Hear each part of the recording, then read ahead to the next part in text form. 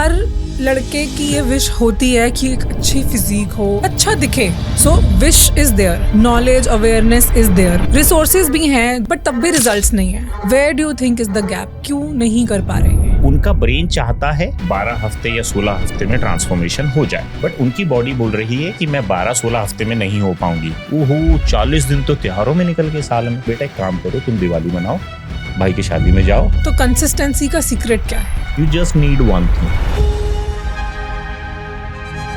Fitness stable के ऊपर की बात हो रही है, बॉडी बिल्डिंग स्टेबल के नीचे की बात कर रहे हैं। सो दिखने में तो बहुत ग्लैमरस है, इसका एक अदर साइड भी है, कुछ कॉस्ट्स भी हैं जो पे करनी पड़ती हैं। वर्कआउट करना क्या खुद में एक सेक्रीफाइस नहीं है? 230 किलो वजन आपने यहाँ रखा, तुम जो जाते हो नीचे और जब तुम स्क्वाट के 90 डिग्री पे हो, तुम्हें यमराज दिखते हैं और तुम्हें लगता है कि अब अगर नीचे रह गया तो भैया स्पाइन तो गई। इस तरह का बदलाव आपने एक्सपीरियंस करा फिटनेस में आने के बाद? जिम में जाके जब थोड़ा सा वर्कआउट किया तो मुझे लगता था कि ये 4 दीवारी, ये शीशे मुझे जज नहीं करते हैं, और जितने भी यहाँ 20-25 लोग एक्सरसाइज कर रहे हैं ये मुझे सहयोग करते हैं, रेदर देन मेरी हाइट छोटी है या कॉम्प्लेक्शन डार्क है और हम एक अच्छा सा माहौल है। अब मुझे लगता है कि मैं कुछ भी कर सकता हूँ।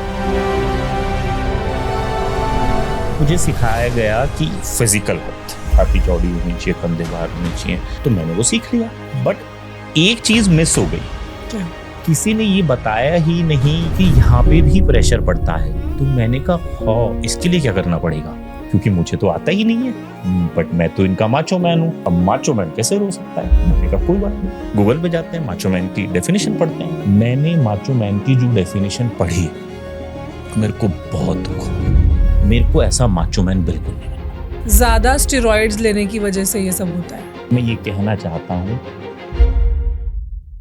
आप फिट बनना चाहते हो, एक अच्छी स्ट्रॉन्ग फिजिक चाहते हो, आपके माइंड में इमेज भी है कि मुझे ऐसा बनना है, और आपको नॉलेज भी है, आपको सारा ज्ञान है कि मुझे क्या करना है, क्या खाना है, कौन सी एक्सरसाइजेस करनी है, बट फिर भी नहीं कर पाते। शुरू भी करते हैं तो फिर कुछ ना कुछ प्रॉब्लम आ जाती है, कोई चैलेंज आ जाता है, कोई रीजन बन जाता है और जर्नी वहीं छूट जाती है। और आज के इस एपिसोड में हमने एग्जैक्टली यही सब चीजें डिस्कस की हैं कि किन कारणों की वजह से आपकी ये जर्नी बीच में ही छूट जाती है, कैसे आपने रियल लाइफ चैलेंजेस जैसे कि टाइम नहीं है, मूड नहीं है, एनर्जी नहीं है, इन सब से डील करके आगे बढ़ना है और जो इमेज आपने सोची है उसको अचीव करना है। और इस डिस्कशन के लिए who else can be better than Yatinder Singh, who's mister India, mister Asia, mister world और लाखों लोगों की इंस्पिरेशन। हमारे इन पॉडकास्ट्स का एक बहुत ही क्लियर मिशन है, इंडिया के top fitness experts, health advocates, doctors को हम आपकी स्क्रीन पर लेकर आते रहे ताकि आपको मोस्ट क्रेडिबल इंफॉर्मेशन का एक्सेस अपने घर बैठे ही मिल जाए। और इस जर्नी में हमें सपोर्ट करने के लिए आप चैनल को सब्सक्राइब जरूर करें। और चलिए आज का ये एपिसोड शुरू करते हैं।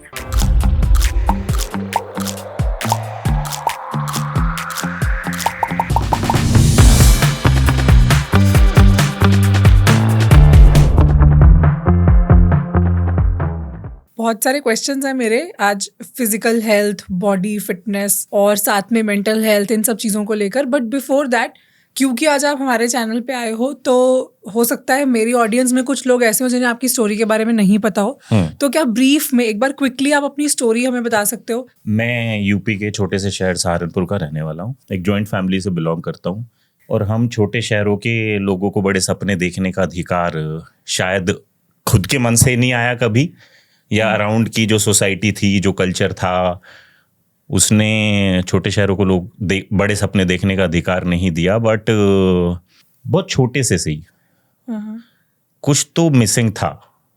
वन फाइन डे मैं अकाउंट्स की ट्यूशन पढ़ रहा था और मेरे साथ बैठा लड़का जिसकी थोड़ी फिजिक अच्छी थी, मैंने उनसे पूछा भाई साहब आप क्या करते हो?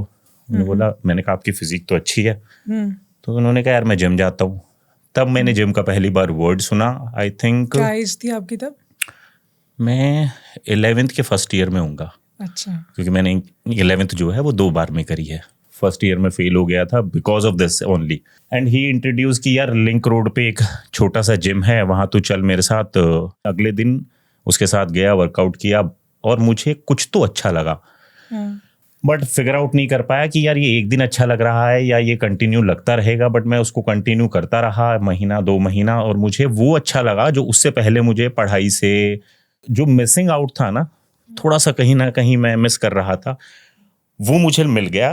रीज़न बीइंग बचपन से ही थोड़ा हाइट में छोटा था, कॉम्प्लेक्शन डार्क था, और एक अपने अराउंड ही एक स्ट्रक्चर ऐसा बना लिया कि शायद मैं उतना अच्छा नहीं दिखता हूँ और प्रेजेंटेबल नहीं हूँ। बट जिम में जाके जब थोड़ा सा वर्कआउट किया तो मुझे लगता था कि ये 4 दीवारी, ये शीशे मुझे जज नहीं करते हैं, और जितने भी यहाँ 20-25 लोग एक्सरसाइज कर रहे हैं ये मुझे सहयोग करते हैं, रेदर देन मेरी हाइट छोटी है या कॉम्प्लेक्शन डार्क है और हम एक अच्छा सा माहौल है।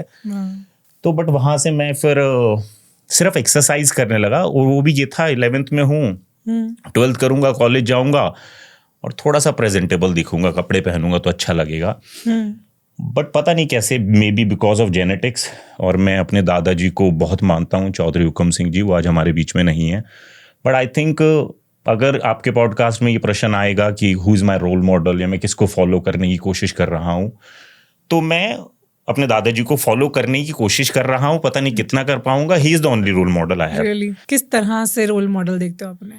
आज सहारनपुर में जो हमारा घर है जिसमें 40-50 लोग साथ में रह सकते हैं, वो उनका बनाया हुआ है। लेट्स से मैं 82 बॉर्न हूँ। 82 में वो अगले 20 साल के बारे में सोच रहे थे कि उनकी जनरेशन कैसे कैसे आगे बढ़ेगी, उनको क्या क्या की जरूरत हो सकती है। विजनरी थे वो। विजनरी थे, और हाइट में लंबे थे, बहुत हेल्पफुल थे, और लड़कियों के प्रति, महिलाओं के प्रति उनका जो, उनको सम्मान देने की उनकी जो दृष्टि थी, वो तो अमेजिंग थी। मैं छोटे से उनको देखता आ रहा हूँ, और मैं इस बात से प्रभावित हूँ कि वो लड़कियों से जितना हेल्प करते थे। गांव में लड़कियों की शादियां करनी हो, कुछ भी करना हो, तो उनको फॉलो करने की कोशिश कर रहा हूँ। बट बिकॉज मे बी उनके जेनेटिक की वजह से एक दिन सर ने मुझे बोला, यतेंद्र तुम एक बार टी शर्ट उतारना। तो मैंने टी शर्ट उतार दी, उन्होंने स्माइल कर दी, और उन्होंने कहा पहनो और घर चले जाओ। तो वो स्माइल ने सोने नहीं दिया। अगले दिन मैंने कहा सर एक बात बताओ कि वो स्माइल के पीछे का रीज़न। कह रहे क्योंकि जिन लोगों के साथ तुम वर्कआउट कर रहे हो उनकी 3 महीने में इतनी फिजिक नहीं बनी जितनी तुम्हारी बन चुकी है। तो क्या कि तुम कोई एक्स्ट्रा डाइट ले रहे हो जो मैंने नहीं बताई, या तुम कुछ और एक्स्ट्रा कर रहे हो? मैंने कहा नहीं सर, जो आप बताते हो, लोहे को जिस तरीके से उठाना है मैं वैसे ही उठाता हूँ। आपने बोला, क्योंकि मैं इनिशियल लेवल पे वेजिटेरियन था, कितना पनीर खाना है, ये खाना है, वो सब करता हूँ। बट फिर उन्होंने बोला कि तेरे को कंपटीशन खेलना चाहिए। 1999 में मैंने पहला कंपटीशन खेला। ये टेबल थोड़ी छोटी है, इससे 4 गुना बड़ी टेबल होगी।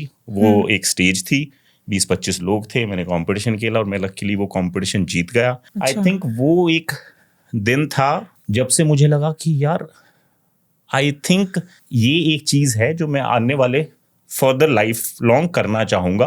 That's body building. आप लगभग 20 साल के थे उस वक्त, है ना? तो मैंने सोचा नहीं यार, ऐसे तो काम नहीं चलेगा। अमर उजाला अखबार आता है सहारनपुर का, उसमें फ्रंट पेज पे फोटो कैसे आएगी? अच्छा। तो मैंने उसके बारे में थोड़ा सा पढ़ने की कोशिश की, तो मुझे लगा कि अगर मैं मिस्टर सहारनपुर बन जाऊं तो मेरी एक अच्छी सी फोटो आ जाएगी। तो मैं 2001 में मिस्टर सहारनपुर बना और एक फोटो आई अमर उजाला में, और वो मैंने अपने दादाजी के सामने रखी।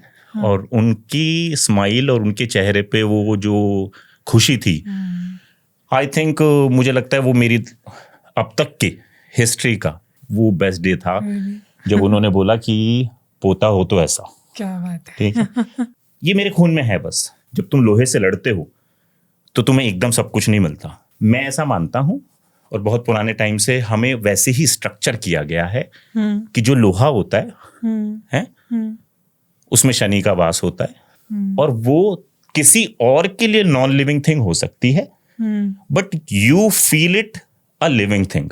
यानी जब तुम आयरन के साथ वर्जिश कर रहे हो तो तुम उससे कितनी गहराई में जाके बातें कर सकते हो कि तुम्हें क्या चाहिए, तो वो आयरन भी तुम्हें देगा। तो आई थिंक मैंने लोगों से कम कम्युनिकेट किया, बट मैंने जिम में रह के 8-8 घंटे 9-9 घंटे, रात को 9 बजे जिम घुसा हूं और सुबह 4:30 बजे जब मुझे लगा थोड़ी रोशनी हो रही है, यानी उससे मुझे पता चला सुबह हो गई है और मैं पूरा बॉडी ट्रेन कर चुका हूं। चेस्ट, बैक, शोल्डर, लेग्स, मतलब सब जितने तरह की मुझे एक्सरसाइज आती थी। बट उसमें मेरा ये था कि मैं कम्युनिकेट बहुत बेहतर तरीके से करता था कि मुझे वर्ल्ड चैंपियन तो चलो अब पता चला हमें, बट मुझे लगा कि मुझे अपनी शख्सियत को निखारना है और ये आयरन मुझे वो देगा जो मुझे चाहिए। तो किताबें नहीं पढ़ी ज़्यादा और कॉलेज भी इसीलिए चला गया जस्ट बिकॉज ऑफ कंपटीशन खेलने थे।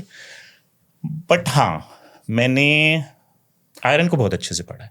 आई थिंक इसीलिए आपको रिजल्ट्स मिले और इसीलिए आपने इतने चैंपियनशिप्स जीते, बिकॉज आप उसको एज अ कोई मटेरियल या लोहा नहीं देखते हो, आप उससे बात करते हो। हाँ। किस तरह की कॉन्वर्जेशन होती है ये, मतलब क्या आस्क होती है या क्या रिलेशन है आपका? ये बहुत डीप कन्वर्सेशन होती है। जैसे कि लोग हंसेंगे, कोई बात नहीं, हंसा देते हैं थोड़ा। मैं एक इंसिडेंट बताता हूँ। मैं वर्ल्ड चैंपियनशिप की प्रिपरेशन कर रहा था और मैं ये वन आर्म रो कर रहा था। 15, 16, 20, 25 कितने किलो कर लिए, ऐसे 50 kg होगा। मैंने वो डंबल को रखा और मुझे बहुत डर लगा। मैं एक कोने में गया, छोटे से स्टूल पे मैं बैठ गया। मुझे लगा कि इट्स बी 26-27 ईयर्स, 27 साल हो गए हैं मुझे ये करते हुए।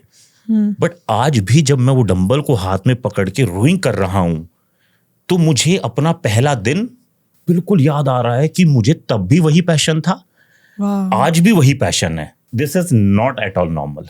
ये कन्वर्सेशन कोई डिमांड नहीं करती, मुझे उनसे कुछ नहीं चाहिए, बट बस मैं कहता हूं कि जब भी मैं तुम्हें इस्तेमाल करूं, शारीरिक रूप से मजबूत दिखना चाहता हूं और एक कंपटीशन को खेलना चाहता हूं, वो नॉर्थ इंडिया हो, इंडिया हो, फेडरेशन कप हो, एशिया चैंपियनशिप हो, वर्ल्ड चैंपियनशिप हो, तो प्लीज मैं तुमसे रिक्वेस्ट करता हूं कि मेरे शरीर को उतना स्ट्रांग बनाना कि मैं सिर्फ खेलने के लिए ना खेलूं, मैं जीतने के लिए खेलूं। उन्होंने कहा हम भी तुझसे कुछ नहीं मांगते, बट हम ये चाहते हैं कि अगर तू 100% दे सकता है, यानी your brain, your body and your soul is connected while you lifting me, तो मैं वो तुम्हें दे सकता हूं जो तुम्हें कोई नहीं दे पाएगा। आज के युग में जब एआई इतना डेवलप हो चुका है और कोई माइक पे बैठ के ये बोल रहा है कि आयरन जो है उसके लिए लिविंग थिंग है, तो बहुत सारे लोग कुछ सोच सकते हैं, बट मुझे उस सोच से इसलिए फर्क नहीं पड़ता क्योंकि मैंने ऑलमोस्ट 27 साल उसको जिया है। सो यू मीन इस फील्ड ने आपकी आइडेंटिटी को पूरा बदला? जो पहले आपको सेल्फ इमेज इश्यूज थे, सेल्फ डाउट्स थे, वो सब चीज़ों को बदला। 1000%। It really made you who you are today. Definitely. और किस तरह का बदलाव आपने एक्सपीरियंस करा फिटनेस में आने के बाद? अब मुझे लगता है कि मैं कुछ भी कर सकता हूँ। मुझे ये पता है कि अगर मैं ये कर सकता हूँ, लोहे से अपना शरीर तराश सकता हूँ, जो सबसे मुश्किल काम होता है, क्योंकि जब आप 5 दिन बिना नमक खाए रहते हो ना, और जब आप 5 दिन let's say about 300 ml per day पानी पे रहते हो, तो आपको मतलब आपको अंडरस्टैंड हो जाता है कि तुम your body demands 3 litre water a day, but आप 300 ml पी रहे हो, यानी 27 ml की जो कमी है वो चौथे दिन तुम्हें कितनी खल रही है। तो तुम्हें लगता है कि बिजनेस तो बहुत आसान है, बन ही जाएगा। बट ये मैं नॉलेज की वजह से या मुझ में कुछ एक्स्ट्रा हुनर है की वजह से नहीं कर पाता हूँ। It's just because of body building. Iron ने जो कॉन्फिडेंस दे दिया है वो आई थिंक इज अ की। ब्यूटिफुल। एक बार एक पहाड़ को फतेह कर लो तो उसके बाद आपका कॉन्फिडेंस फिर बन ही जाता है कि हाँ अब ये चीज़ कर लिया तो फिर अब तो लाइफ में और कुछ भी कर सकता हूँ मैं। हाँ, कॉन्फिडेंस आ जाता है। वो भी इसलिए आ जाता है कि हम जब छोटे शहरों के लोग बड़े शहरों में आते हैं, जैसे हम मतलब गुड़गांव में बैठे हैं, तो गुंजन अलग ही तरीके का डर होता है। क्यों? जब मैं इस शहर में आया था, लोग लंबी गाड़ियों में घूम रहे थे, बड़े बड़े बंगलों में रहते थे, मुझे लगता था मैं कैसे सरवाइव करूंगा। बट मैंने कहा नहीं यार, कुछ तो हो जाएगा। And touch wood, for God grace, आज सब कुछ अच्छा है। मैं बहुत पहले कहीं तो कन्वर्सेशन कर रहा था, इंग्लिश बोलनी नहीं आती अच्छे से, तो मैंने कहा यार यतिंदर, इंग्लिश बोलनी नहीं आती कि डजंट मीन कि यार तू अपनी बात नहीं रख पाएगा। तू हिंदी तो जानता है ना, तो तू हिंदी में बात कर। वो कन्वर्सेशन लोगों को इतनी भाई, उन्होंने बोला कि इसने दिल से बात करी है, हिंदी भाषा का प्रयोग ज्यादा किया है, बट हमें इसकी बात समझ में आ गई। तो मुझे लगता है कि जब भी हम बड़े शहरों में आते हैं तो बहुत सारी चकाचौंध, लंबी गाड़ियां, बड़े बंगले, इंग्लिश बोलने का जो डर, फियर है, हम लोगों को, छोटे शहरों के लोगों को डेली बेसिस में होते हैं। बट एक चीज कि करते रहो, करते रहो, करते रहो, और 1000% तुम्हें वो मिल ही जाता है एक दिन जो तुम चाहते हो। यतिंदर, मैं एक चीज ऑब्जर्व कर रही हूँ, आप एक बॉडी बिल्डर हो। हाँ जी। यूजुअली जब हम इस तरह के किसी इंसान से मिलते हैं ना, तो उनका एटीट्यूड और बोलने का तरीका बहुत अलग होता है, क्योंकि वो थोड़े से रॉ हो चुके होते हैं, थोड़े रफ हो चुके होते हैं। बट मैं ऑब्जर्व कर रही हूँ कि जो आपका बोलने का लहजा है, बात करने का तरीका है, वर्ड चॉइस है, वो बहुत अलग है। वो आपकी फिजिक के साथ जा नहीं रहा। अच्छा, ये डिफरेंट क्यों है? आपको कभी ये फिटनेस सिर पे नहीं चढ़ा? मेरे जो मेंटोर है ना, गुरु है, वो है मिस्टर के.एन. शर्मा। मैं इस व्यक्ति से बहुत प्रभावित हूँ, ठीक है। और जब मैं बोल रहा हूं मैं प्रभावित हूं, और मैं अपने दिल को यहाँ पे टेबल पे रख के दिखा दूं कि कितना प्रभावित हूं, तो मेरे पापा को जेलसी हो जाएगी। वो बोलेंगे बेटा जन्म तो हमने तुझे दिया है। बट मैं अपने पापा को भी बोलना चाहता हूँ I love you. But same time जब मैं इस दुनिया में आया और इधर उधर हिल रहा था इतना ज्यादा, तो ये इंसान ने आया और मुझे पकड़ा। मैं तो मानता हूँ ये दुनिया पूरा जंगल की तरह है, बहुत सारे भिन्न भिन्न तरह के जानवर रहते हैं। तुम्हें जानवरों से भी बचना है, तुम्हें फल भी खाने हैं, या तो तुम अकेले जाओ ढूंढो फल कहाँ होगा, शेर तो नहीं आ जाएगा, या there is somebody who hold your hand and बोले बेटा चल, मैं जो जो बोलूंगा बस तेरे को उसको फॉलो करना है। बट तुझे मुझ पे ये भरोसा होना चाहिए कि जब ये जंगल क्रॉस कर लेंगे तो तुझे कुछ होने नहीं दूंगा और तेरा पेट भरा होगा। जब इन्होंने मेरा हाथ थामा और जब इन्होंने मुझे बोला यहाँ पे फल मिलेगा, और मैंने फल खाया, बहुत मीठा था।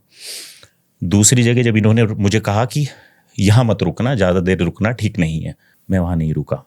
उन्होंने मुझे सिखाया एक्सरसाइज कैसे करने हैं, फिजियोलॉजी क्या होता है, काइनेसोलॉजी क्या होता है, ट्रेनिंग क्या होता है, न्यूट्रिशन क्या होता है, बहुत सारी चीज़ें पढ़ाई। बट मैंने उनसे जीवन की बहुत सारी बातें ऐसी सीख ली जो मुझे लगता है किसी को भी सरल बनने के लिए काफ़ी है। जैसे एक इंसिडेंट बताता हूँ, मैं कॉन्टेस्ट जीता, मैंने उनको कॉल किया, सर मैं कॉन्टेस्ट जीत चुका हूँ। उन्होंने बोला आशीर्वाद, फ़ोन काट दिया।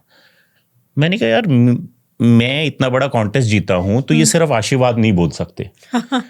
तो मैंने उनको दोबारा कॉल किया, मैंने कहा सर मैं कॉन्टेस्ट जीत चुका हूँ। उन्होंने कहा हाँ मैंने वो पहले, तुमने अभी तो फ़ोन किया था, बोला ना आशीर्वाद। फिर जब मैंने उनसे कम्युनिकेशन की तो उन्होंने मुझे सिखाया ऐसी जीत तुम्हारे जीवन में बहुत आएंगी, इसको सिर पे मत चढ़ने देना। बट बहुत सारे दिन ऐसे आएंगे जब तुम हार जाओगे, उस दिन अपने इमोशंस को कंट्रोल करना, कंप्लेंट मत करना और रोना मत। अहंकार, घमंड, सिर पे चढ़ना, ये चीजों से बचा लिया।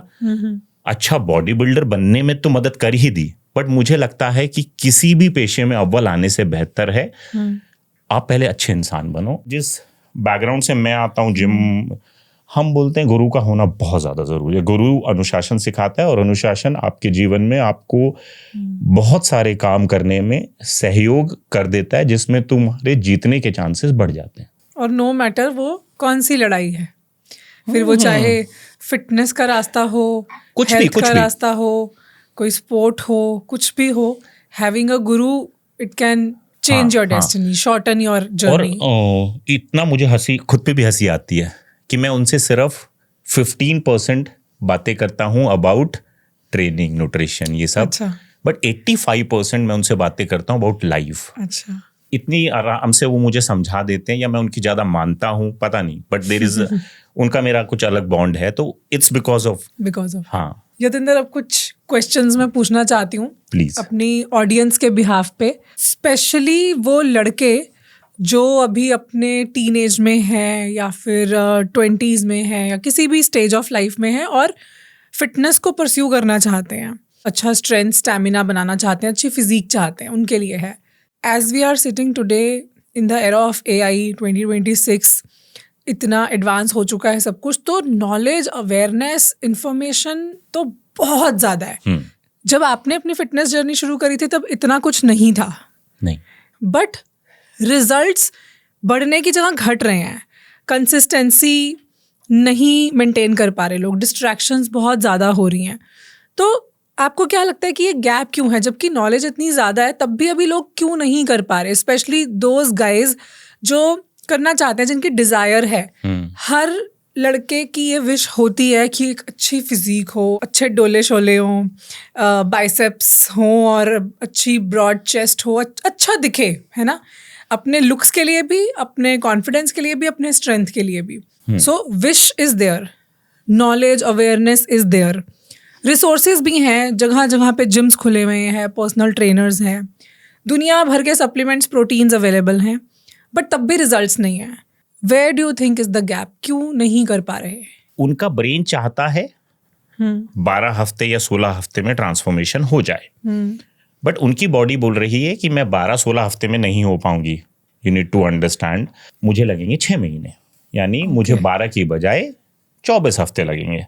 तो क्योंकि उसका ब्रेन बहुत जल्दी चाहता है, बॉडी उस तरीके से रिस्पॉन्ड नहीं कर रही होती है, तो उसका कहीं ना कहीं जो कंसिस्टेंसी होनी चाहिए थी वो कंसिस्टेंसी मेंटेन नहीं हो पाती. 1, और इतनी इन्फॉर्मेशन है, जब हमारे पास इतनी इन्फॉर्मेशन हो जाती है तो यंगस्टर, चलो हम तो खैर लाइफ के उस पड़ाव से निकल चुके हैं, बट अगर मैं समझता हूं कि मैं आज उनकी जगह होता तो मैं तो इस जाल में फंस जाता. यानी मैं एक कॉन्टेस्ट की प्रिपरेशन कर रहा हूँ फिजिक बनाने के लिए और मैं स्क्वाट मार रहा हूँ, तो मैं ये देख रहा हूँ कि मैं जो कैमरे से अपने आप को कैप्चर कर रहा हूँ और ये रील आएगी तो मैं क्या अच्छा दिख रहा हूँगा? तो मेरा फोकस कहाँ चला गया कि मुझे अच्छा दिखना है. मेरा फोकस ये रहा ही नहीं मैंने कितना नीचे बैठा, कब मैंने होल्ड किया, सो ट्रू, सांस को मैंने रोका और मैंने पुश किया और मैं ऊपर आ गया, और मैंने मसल माइंड कनेक्शन जो बनाना था वो बनाया ही नहीं.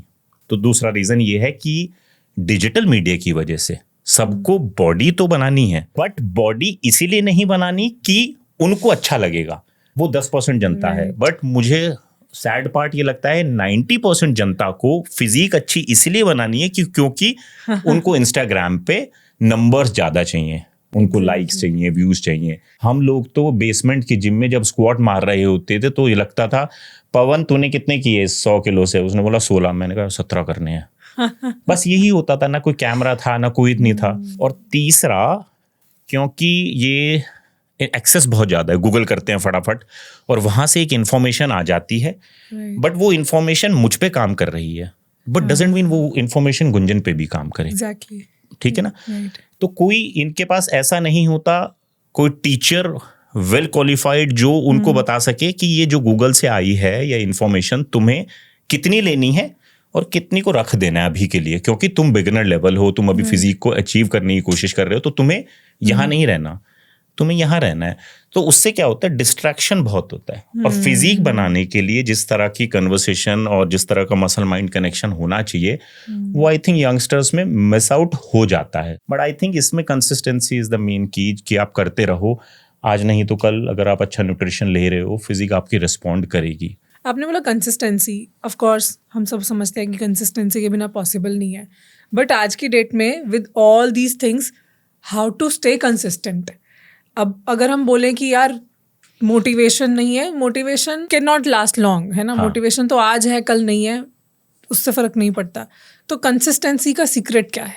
जब हम सुबह उठते हैं तो हम लेट्स से ब्रश करते हैं, तो हम उसके लिए मोटिवेशन क्यों नहीं ढूंढते दांत साफ करने के लिए? क्योंकि वो एक पार्ट ऑफ रूटीन बना हुआ है ना. जब तक आप एक्सरसाइज, फिटनेस को दांत साफ करना या शरीर साफ करने जैसा अपनी लाइफस्टाइल में नहीं लाओगे, एक हैबिट की तरह, तब तक आई थिंक मोटिवेशन काम नहीं करेगा. मोटिवेशन एक दिन हो सकती है, मैंने चलो इस हफ्ते लेग्स कर ली, बट अगले हफ्ते लेग्स करने के लिए यार मोटिवेशन नहीं, कंसिस्टेंसी की जरूरत है. मुझे लगता है कि building a body and fitness ये दोनों को मिक्स कर दिया है. तो मैं बोलना चाहता हूं कि इफ यू वांट टू कि आपको अच्छा दिखना है, चाहे वो बॉडी फैट कम करना हो, मसल बिल्ड करना हो, you just need one thing. रोज जाओ, वर्कआउट करो, उसका एक रूटीन होना चाहिए कि कितना करना है, कैसे करना है, बट वो वैसे होना चाहिए कि हफ्ते में जितनी बार ब्रश हुआ, जितनी बार नहाना हुआ, उतनी बार जिम हुआ और वर्कआउट हुआ. हमने बचपन से सीख लिया और मोटिवेटेड रहना चाहिए. अरे आप 24 घंटे 365 दिन मोटिवेट नहीं रह सकते. बट हाँ ये है कि आज मन नहीं है तो थोड़ा कर लो, कल मन होगा तो ज्यादा कर लेना, बट लोगों को ये समझ में नहीं आता, अगर 60 मिनट वर्कआउट नहीं की तो 30 मिनट कर लूं में भी बहुत फायदा होता है, क्योंकि वो 2 दिन के ओवरऑल 90 मिनट्स बन जाते हैं।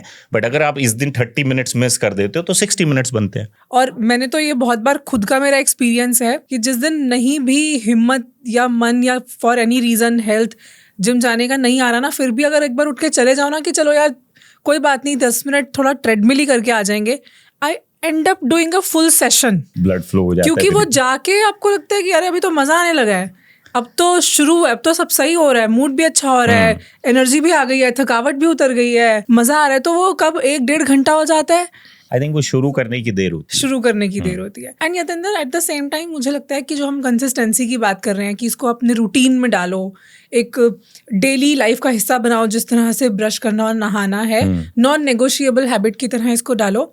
मुझे लगता है इसके साथ साथ एक माइंडसेट शिफ्ट की भी जरूरत है। फिटनेस इंडस्ट्री में कौन सी सबसे ज्यादा कॉमन मिस इन्फॉर्मेशन है जो फैलती है? जिसको भी ये कहा जा रहा है कि 3 महीने में 4 महीने में बॉडी बन जाएगी, मुझे ही देख लो 26-27 साल वर्कआउट करते हुए हो गए, बस इतनी फिजिक है। बस इतनी सी। कैसे ये आइडेंटिफाई कर सकते हैं कि ये एडवाइस सही है या फिर ये मिस इन्फॉर्मेशन है, इससे हमें दूर रहना है? मुझे ये लगता है कि जितने भी, अगर आप इन पॉडकास्ट के ऑडियो वर्जन्स को एंजॉय करना चाहें ताकि आप अपना काम करते हुए, वॉक करते हुए या फिर ड्राइव करते हुए भी इन एपिसोड्स का पूरा फायदा ले सके, तो आप हमें स्पॉटिफाई पे फॉलो कर सकते हैं, जिसका लिंक डिस्क्रिप्शन में है। कैन यू गाइड पीपल कि किस तरह का माइंडसेट चाहिए to become fit in real sense?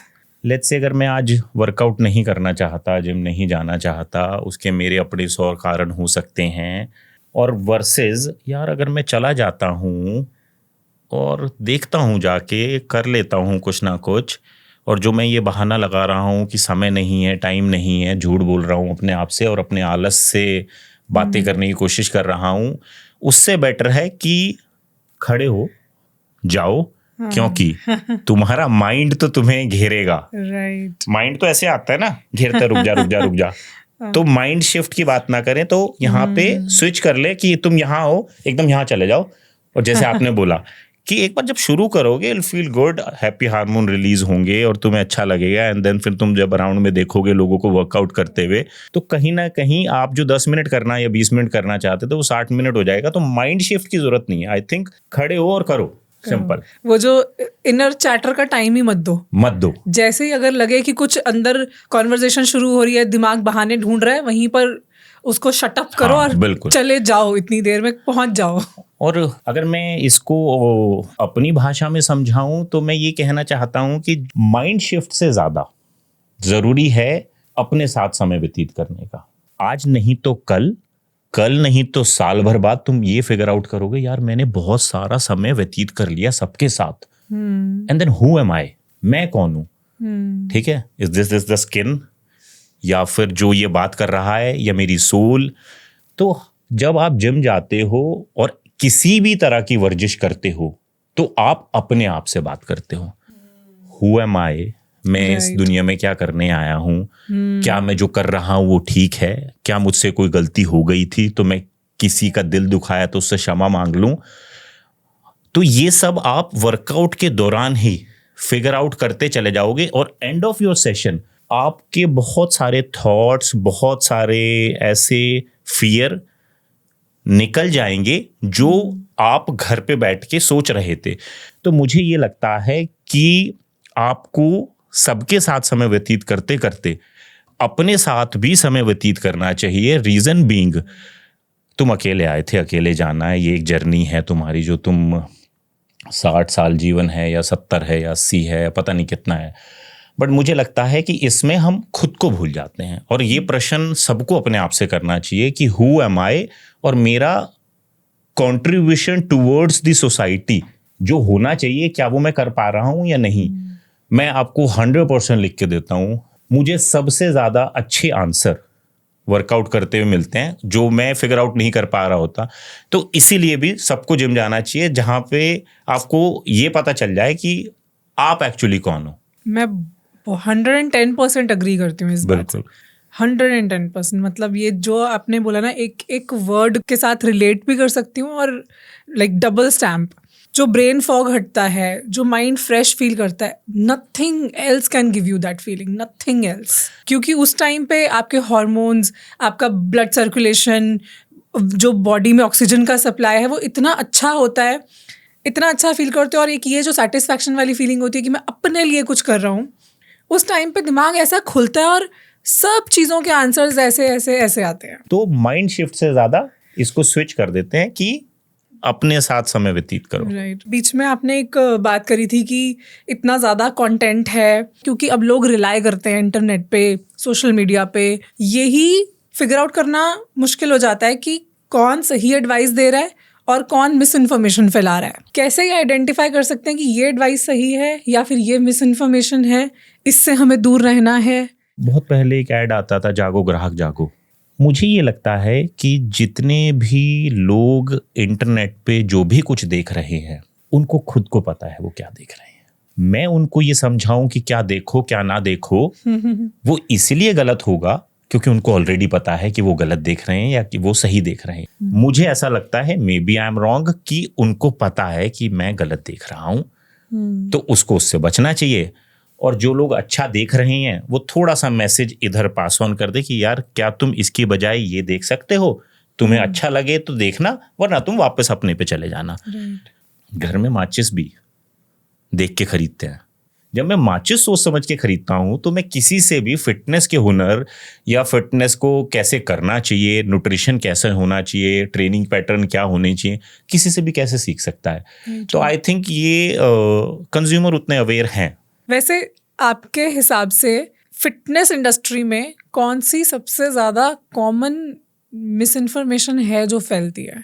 जिसको भी ये कहा जा रहा है कि 3 महीने में 4 महीने में बॉडी बन जाएगी, मैं बनवा दूंगा, 12 हफ्ते में या 8 हफ्ते में 6 पैक एब्स आ जाएंगे, किसी ऐसे व्यक्ति के जिसका बॉडी फैट परसेंटेज ऑलरेडी 30+ है, 30-35% बॉडी फैट है, तो मैं उनको कहना चाहूंगा कि पता नहीं, मतलब या तो मुझे नॉलेज नहीं है फिर 3 महीने में फिजिक कैसे बनती है। 3 महीने में फिजिक नहीं बनती।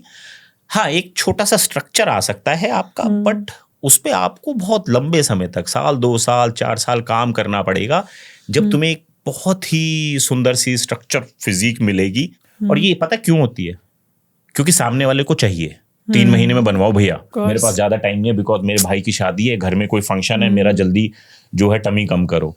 बिकॉज वो कंज्यूमर 90% डिमांड करता है 3 महीने में बॉडी बनाने की, तो यहाँ पे कुछ लोग आ जाते हैं कि हाँ हम बनवा देंगे, हम कर देंगे। बट मैं ये कहना चाहता हूँ कि ये 3-4 महीने का काम नहीं है, ये बहुत लंबे समय का काम है। अब लेट्स से मुझे ही देख लो, 26-27 साल वर्कआउट करते हुए हो गए, बस इतनी फिजिक है बस इतनी सी। हाँ, तो कह सकते हो। तो ये एक मिस वो है। एक्चुअली लोग ना फॉलो जिन्हें करते हैं या जिनकी एडवाइसेस सुनते हैं, वो कई बार देखकर इम्प्रेस होते हैं, देखकर उनको प्रभावित हो जाते हैं और उनकी बातों में आ जाते हैं, इन्फ्लुएंस हो जाते हैं उनसे।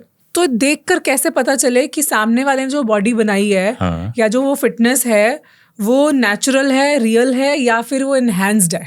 ये मान लेते हैं फिटनेस इंडस्ट्री है पूरी, ठीक है, ये इसका सेंटर पॉइंट है।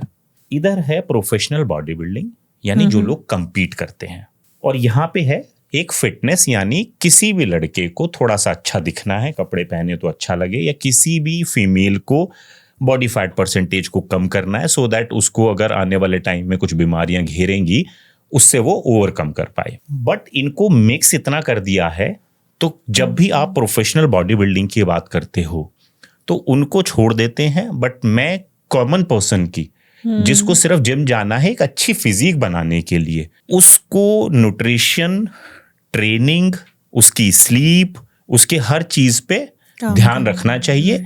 क्योंकि ऐसा हो सकता है कि यहाँ पे फिटनेस स्टेबल के ऊपर की बात हो रही है, बॉडी बिल्डिंग स्टेबल के नीचे की बात कर रहे हैं, यानी बहुत सारी यहाँ पे चीजें हैं, ये बहुत डिफरेंट चीजें हैं, बहुत डिफरेंट गेम है। तुम इन लोगों से हेल्प ले सकते हो कि क्योंकि इनका बहुत सारा एक्सपीरियंस है कि क्या ये तुम्हें गाइड कर सकते हैं एक नेचुरल तरीके से फिजिक बनाने में। बट हाँ, यहाँ वाला कोई भी व्यक्ति अगर कॉम्पिटिटिव बॉडी बिल्डिंग करना चाहता है या कॉन्टेस्ट खेलना चाहता है, उसको फिर उन सारी चीजों को समझना पड़ेगा जिसके थ्रू बॉडी बिल्डिंग को किया जाता है और जिया जाता है। 90% जनता जो मे बी इस चैनल को देख रही है, जो किसी भी फिटनेस प्लेटफॉर्म को देखती है, उनको अगर फिट रहना है तो उनको नेचुरली करनी चाहिए, ठीक है, थोड़े बहुत सप्लीमेंट यूज किए जा सकते हैं, और 3 महीने में बॉडी नहीं बनानी चाहिए। राइट। हम थोड़ा सा ना, ये जो आपने 2 कैटेगरीज बताई, बहुत अच्छा किया आपने, बहुत अच्छे से डिफाइन कर दिया। तो मान लेते हैं ए कैटेगरी हो गई बॉडी बिल्डिंग वाली, और बी कैटेगरी हो गई एक जनरल फिटनेस गुड फिजिक वाली। हम थोड़ा सा बी कैटेगरी को डीप डाइव करेंगे, बट 1-2 क्वेश्चंस हैं मेरे टाइप ए के लिए भी, बॉडी बिल्डिंग वाली। So this looks very glamorous, specially जब लड़के देखते हैं कि भाई वो बॉडी बिल्डिंग या कोई चैंपियनशिप जीत रहा है, सो दिखने में तो बहुत glamorous, and you have been a part of it. I am sure कि ये सिर्फ मतलब दिखने में तो ग्लैमरस है, बट इसका एक अदर साइड भी है, कुछ कॉस्ट्स भी हैं जो पे करनी पड़ती हैं, कुछ अनसीन चीजें। किस तरह की कॉस्ट पे करनी पड़ती है? एक्चुअली मैंने इसको किया नहीं है, मैंने इसको जिया है। बहुत सारे सेक्रीफाइस करने पड़ते हैं। एक छोटा सा एग्जांपल लो, दिवाली के दिन अपने घर से निकलता हूँ, अपने जिम पहुंचता हूँ। जिम में शाम का समय है और मेरा वर्कआउट का टाइम है 6, घर में पूजा का टाइम है 7। जिम में कोई नहीं है, तुम अकेले वर्कआउट कर रहे हो, और जब तुम बाहर जाते हो तो सब लोग एक तरह की खुशी मना रहे हैं, ठीक है, और तुम जिम में अकेले लोहे से लड़ रहे हो। जब तो मैं छोटा था, मेरा बहुत मन करता था दिवाली पे लेट्स से पटाखे चलाऊं, मैं पूजा में फैमिली के साथ बैठूं, बट मैं 99% टाइम ये नहीं कर पाता था। क्यों?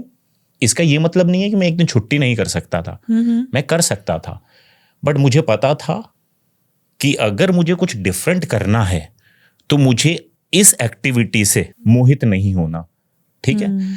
बट वो किसी बच्चे का, आज जैसे मैं हूं, आज मैं सोचता यार मैं 10 दिवाली में अगर घर वालों के साथ पूजा कर लेता तो क्या ही फर्क पड़ना था यतिंदर, बट मुझे लगता है कि फर्क पड़ता। ये एक तरह का आकर्षण है, ठीक है। ये तो हम चलो दिवाली की बात कर रहे हैं, ऐसे 3600 त्योहार आते हैं।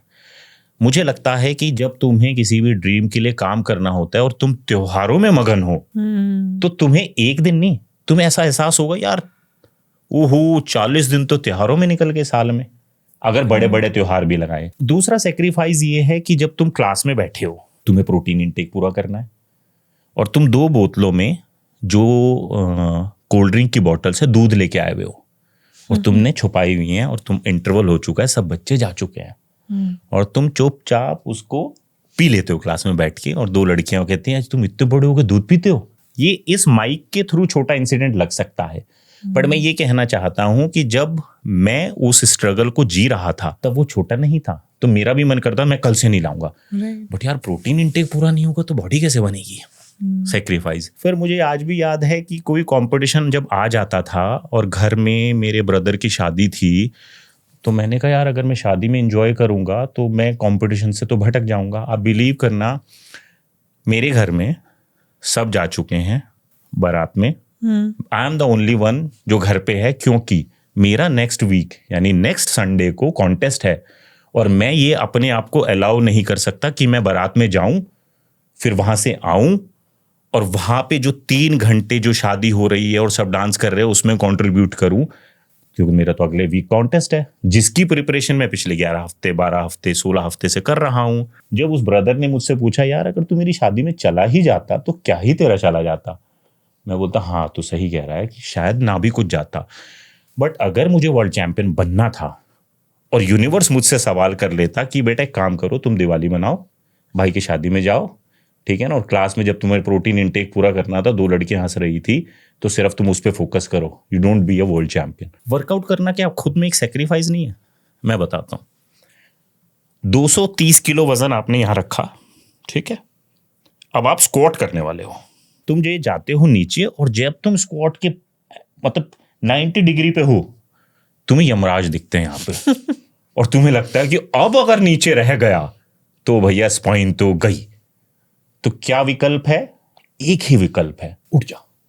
और पता नहीं तुम कैसे उठ जाते हो, और फिर जब तुम उठ जाते हो और तुम बार को री-रैक करते हो, वापस रखते हो और तुम अपने आप से बात करते हो कि मैं इतना सक्षम नहीं था कि मैं 230 किलो लिफ्ट कर लूं। ऑल्दो मैंने 6 साल प्रैक्टिस करी है, बट मेरा पीआर था 200 6 महीने पहले, फिर मेरा पीआर हुआ 210, फिर 2 महीने पहले मेरा पीआर हुआ 220, बट 220 में मेरे को यमराज दिखे थे, बट 230 में भी मेरे को यमराज दिख रहे हैं।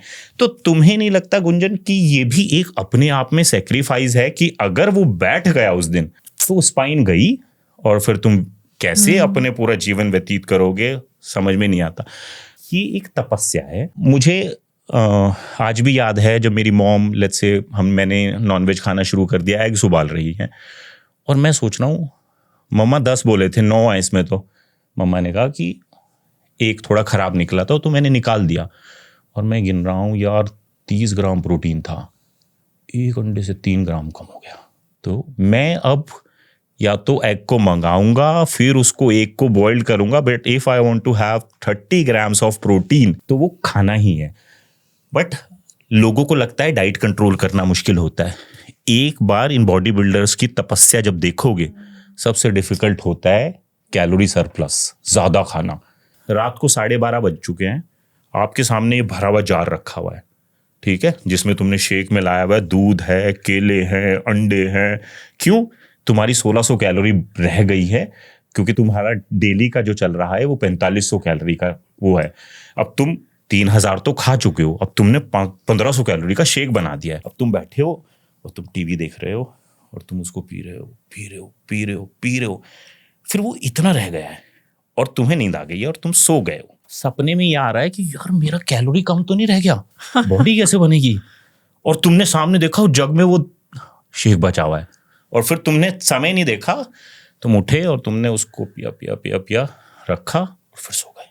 तो ये कह देते हैं हम बॉडी बिल्डिंग, और मैं ये बॉडी बिल्डिंग की बात नहीं कर रहा। लेट्स से किसी को डॉक्टर बनना होगा या आपकी खुद की एक जर्नी होगी, लोग सिर्फ आपके औहदे को याद रखेंगे, आपकी जर्नी को याद नहीं रखेंगे। तो ये एक तपस्वी जीवन है। तो एक ही परिभाषा शायद मैं सही से समझा पाया या नहीं समझा पाया पता नहीं, बट बहुत सारे सेक्रीफाइस हैं। आपने बीच में बोला था कि मैं छोटे छोटे सेक्रीफाइसेस बता रहा हूँ, मेरे हिसाब से ये छोटे छोटे सेक्रीफाइसेस नहीं है, क्योंकि ये जो डेली के सेक्रीफाइस होते हैं ना, सिर्फ यही कि अब इस टाइम पे मुझे ये करना है, यही सबसे बड़े सेक्रीफाइसेस होते हैं। हाँ। क्योंकि बड़े सेक्रीफाइस तो दिखते हैं, उसके लिए तो हम मेंटली प्रिपेयर भी कर लेते हैं, बट जो डेली के स्ट्रगल है ना, बेड से उठना या जो आपने बताया कि राइट अमाउंट ऑफ कैलोरीज लेना, यही सबसे बड़े चैलेंजेस होते हैं और यहीं पर आधे लोग मार खाते हैं। तुम्हारा मन करता है गर्लफ्रेंड बनाऊं, तुम्हारा मन करता है स्कूल बंक मार के कहीं जाऊं, तुम्हारा मन करता है कि अच्छे कपड़े पहन लूं, तुम्हें ये आकर्षण आ रहे हैं और तुम क्या कह रहे हो, नहीं रुक जा, आकर्षण नहीं करना। क्यों? तेरे को तो मिस्टर सहारनपुर खेलना है।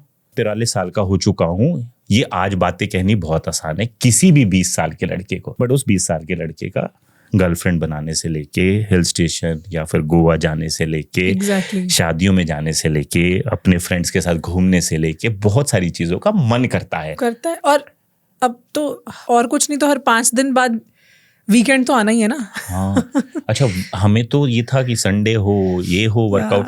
तो आई थिंक ये छोटे सेक्रीफाइस होते हैं, बट ये वो है, इट्स अ ब्रिक। एक ब्रिक लगाई, दूसरी ब्रिक, जैसे लेट्स से यहाँ पे 1 2 3 4 5 लोग खड़े हुए हैं जिन्होंने ये सब सेक्रीफाइस कर लिए हैं, और इधर यूनिवर्स है। यूनिवर्स बोल रहा है कि लास्ट सेक्रीफाइस कर रहा है बेटा, कौन तुम में से तैयार है? अब इन 5 को नहीं पता वो क्या सेक्रीफाइस है।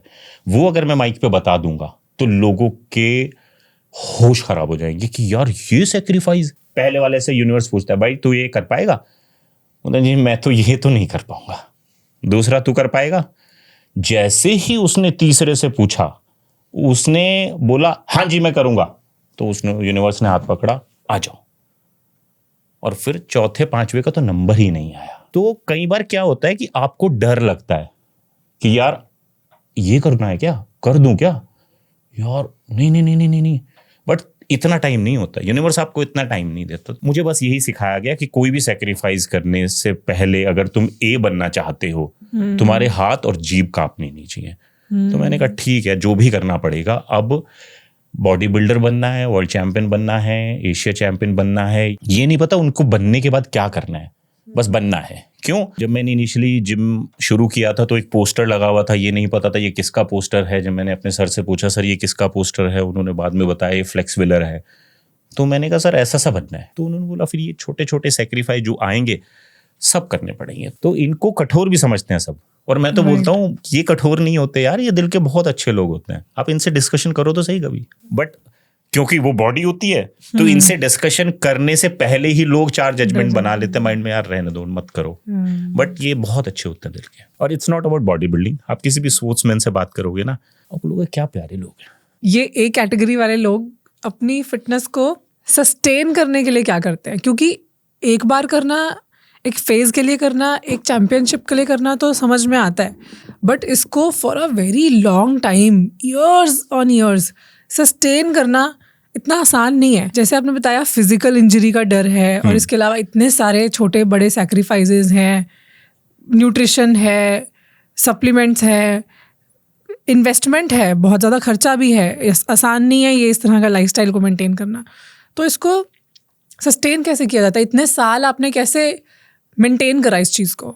क्योंकि मैं बहुत प्यार करता हूँ इस चीज़ से, तो मुझे लगता है कि जो मेरे जैसे लोग होंगे वो इस चीज़ से प्यार कर लेते हैं, और बिकॉज वो उस चीज़ को सीख जाते हैं कि मेंटेन कैसे रहा जाता है, कंसिस्टेंसी क्या होती है, हार्डवर्क कितना होता है, एंड अलॉन्ग विद वो बहुत सारे युवा वर्ग को ट्रेन कर रहे होते हैं उनकी फिटनेस के लिए, तो एक एम्बियंस सा बना होता है, तो उनके लिए मेंटेन करना आई डोंट थिंक सो इतना मुश्किल होता है। सो वो अगर पैशन है, पागलपन है, तो आप उसको सस्टेन तभी कर पाते हो। ऐसा हो सकता है कि थोड़े समय के लिए वो सस्टेन ना कर पाए, बिकॉज मे बी कोई इंजरी हो गई, या मे बी उनकी कुछ भी समस्या चल रही है, बट वो उससे ओवरकम कर लेगा क्योंकि उसको वो आता है। मतलब फॉर अ लॉन्गर रन में नहीं देखोगे आप कि वो मेंटेन नहीं कर पाया, बट बीच बीच में ऐसे फेजेस आएंगे जब थोड़ा इधर उधर हिलेगा जाएगा, वो नॉर्मल है, वो सबके साथ ही होता है। अगर आप 100% नेचुरल तरीके से अपने किसी भी तरह के हेल्थ गोल को पूरा करना चाहते हैं, चाहे वो वेट लॉस या वेट गेन हो,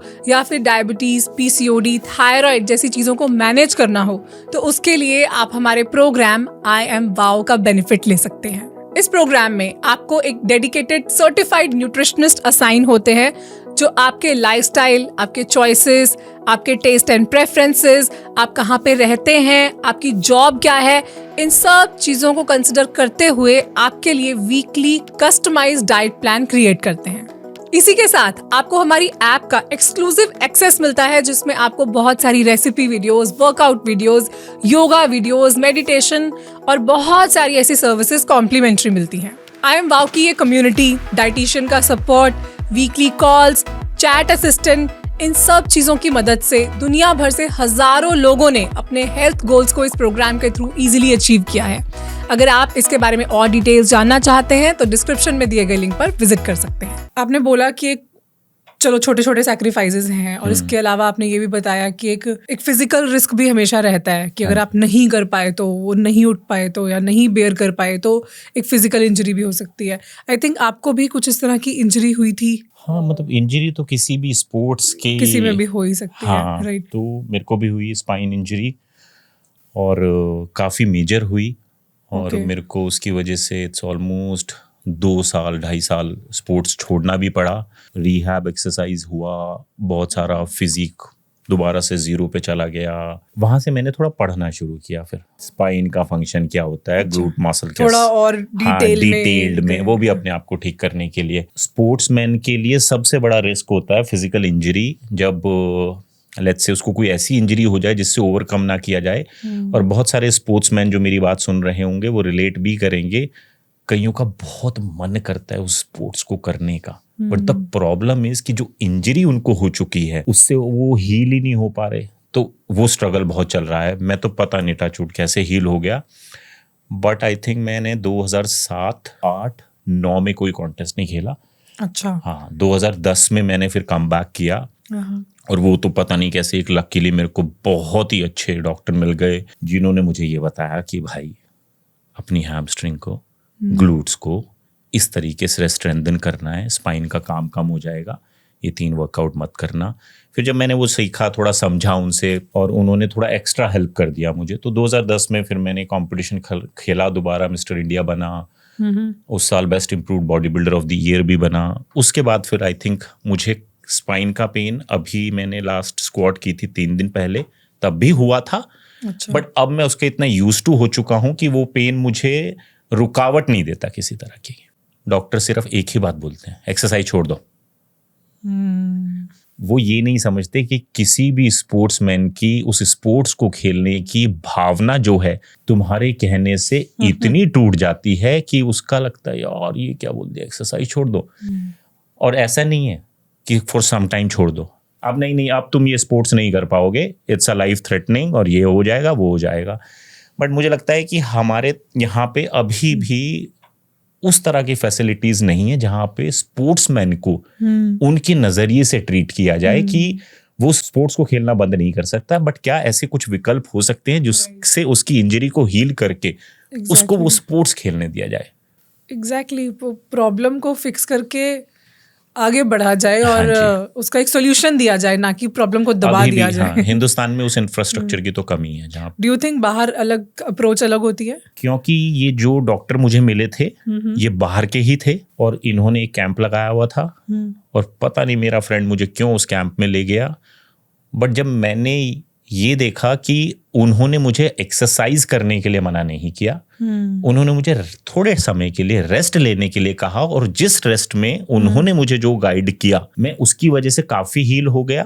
बट स्पाइन का पेन आज भी है। अच्छा। हाँ, मतलब जब भी आप किसी स्पोर्ट्स को खेलते हो तो छोटी मोटी इंजरीज होना तो स्वाभाविक है, मतलब हो जाती है, नॉर्मल है। एक और एस्पेक्ट की मैं बात करना चाहती हूँ। कोई भी जब फिटनेस को बहुत सीरियसली लेता है या रेगुलरली वर्कआउट करना, जिम जाना, वेट लिफ्टिंग करना, उसको किन बातों का ध्यान रखना है या किस तरह से मेंटल हेल्थ अफेक्ट हो सकती है, स्पेशली अगर हम ये एक कैटेगरी की बात करें तो? बिकॉज बहुत अग्रेसिव रूटीन चाहिए, बहुत अग्रेसिव डिसिप्लिन चाहिए।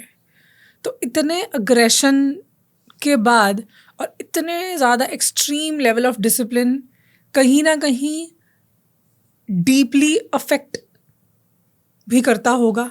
एंड मैं ये उस कॉन्टेक्स्ट से पूछ रही हूँ, अभी आपकी भी एक रीसेंट वीडियो थी जिसमें आपने अपने वल्नरेबिलिटीज़ को शेयर किया था एंड शायद आपने उसमें अपना एक डिफरेंट साइड के बारे में बताया था।